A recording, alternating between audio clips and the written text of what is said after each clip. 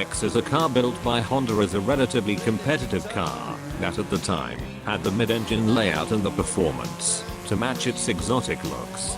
However, since the NSX was built by Honda and not Ferrari, the car did one thing that the Ferrari could not do so well. That being start up every single time you wanted to go for a drive in the damn thing. The NSX got its styling from Pininfarina Honda concept. The HPX or Honda Pininfarina Experimental.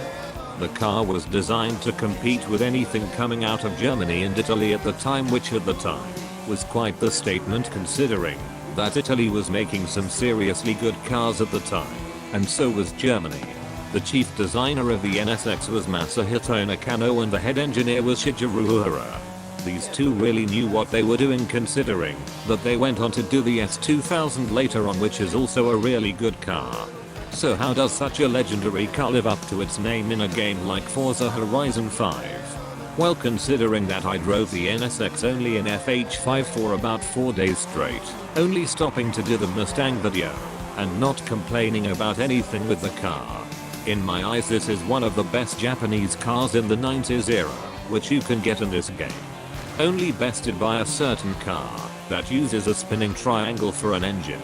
So what does the NSX have going for it? Well, the NSX in particular that we will be looking at is the NA1 Type R, which means we will be looking at the variant with pop-ups, which for me at least is cooler than the NA2, which is the fixed lights one. So the NSX is armed with a very nice 3-liter V6 that produces a very healthy and respectable 276 horsepower and 217 pound-feet of torque, which is also quite respectable. I will get into detail later why I put quotation marks on the number 276. The car also has a very nice 5-speed transmission attached to said engine, which has fairly close ratios from gears 1 to 3, which is super nice. The car also weighs 1230 kilograms, which only makes it better, because unlike two certain Japanese barges that get grouped with this car in comparisons, this car actually feels really nimble, and even stock this thing really wants to move around and not slosh itself around like those two cars. And we are not even talking about the magical 4-letter abbreviation that Honda guys will never shut up about. Do you have a VTEC? VTEC Club. So as you may have noticed at this point in the video, I really like and love this car both in real life and in the game. It just feels too good compared to the shit pro in the boat line. This car just moves so well. So as a verdict, I think the answer is already obvious.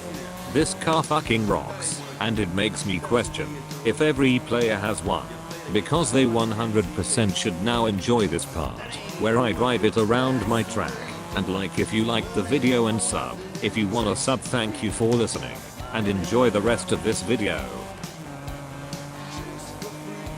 Also, BTW, the 276 was done as a part of the gentleman's agreement with multiple car brands in Japan that, just like the Washington Naval Treaty in World War II, no one even bothered to try following it, so it could have made a little more than that.